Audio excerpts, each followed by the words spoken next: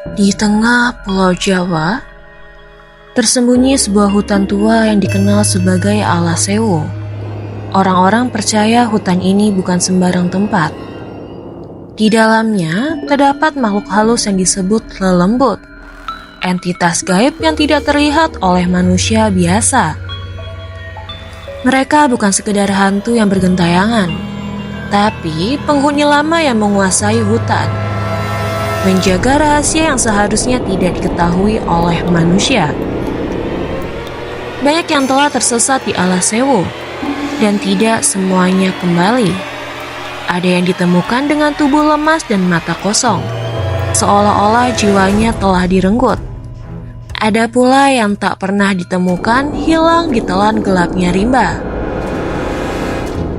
Namun, cerita itu tak cukup membuat Darto dan 3 temannya gentar. Darto, Joni, Bagas, dan Wahyu adalah pemuda desa yang gemar menantang hal-hal mistis. Mereka sering menguji nyali di tempat-tempat angker. Dan kali ini mereka memilih Alasewo sebagai tujuan. Cerita begitu mah cuma buat nakut-nakutin orang biar gak masuk hutan ini, kata Darto dengan sombong saat mereka berjalan memasuki hutan. Bagas mengangguk. Kalau memang ada lelembut, kenapa gak ada bukti nyata? Kita buktikan aja malam ini. Mereka membawa perbekalan secukupnya dan mendirikan tenda di tengah hutan. Suasana awalnya terasa biasa saja. Hanya suara jangkrik dan angin yang berhembus di antara pepohonan tinggi. Namun, seiring malam semakin larut, keheningan mulai terasa janggal.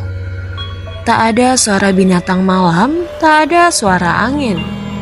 Hanya sunyi yang menekan dada, membuat bulu kuduk mereka meremang. Saat mereka sedang bercanda di sekitar api unggun, Wahyu tiba-tiba menoleh ke belakang. "Kalian dengar sesuatu?" tanyanya. Suaranya bergetar.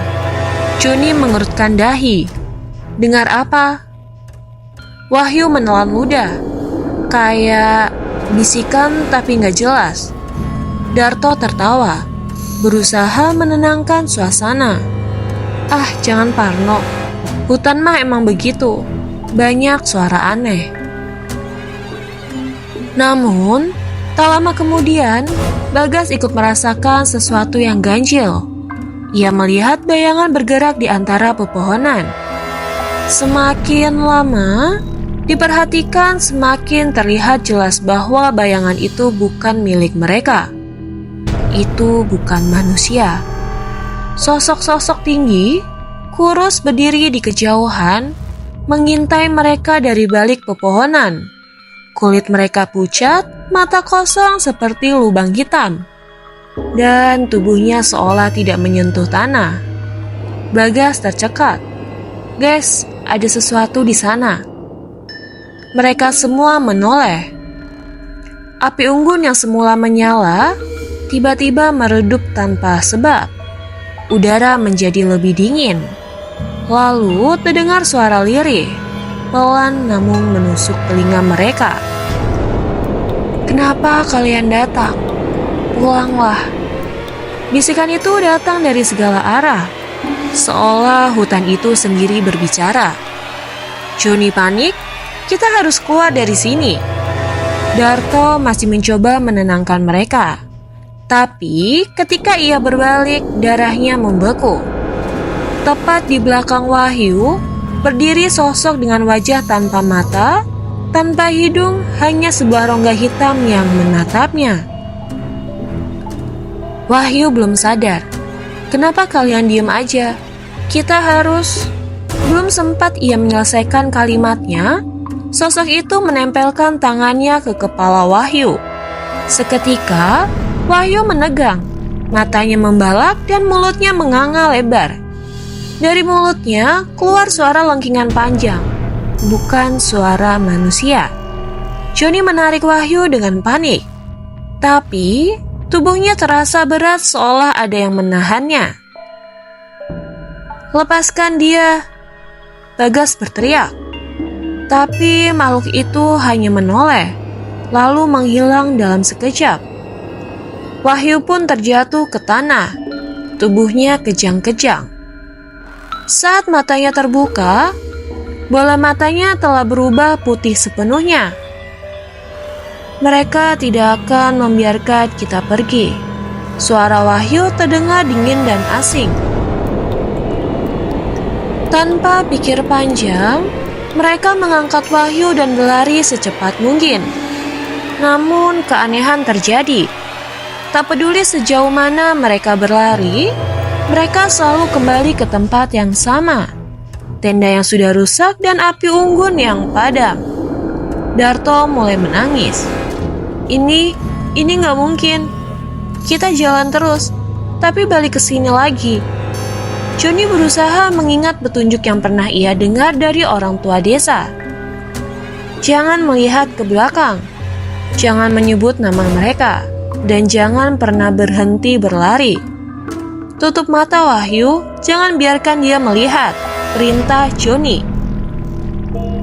Mereka pun kembali berlari.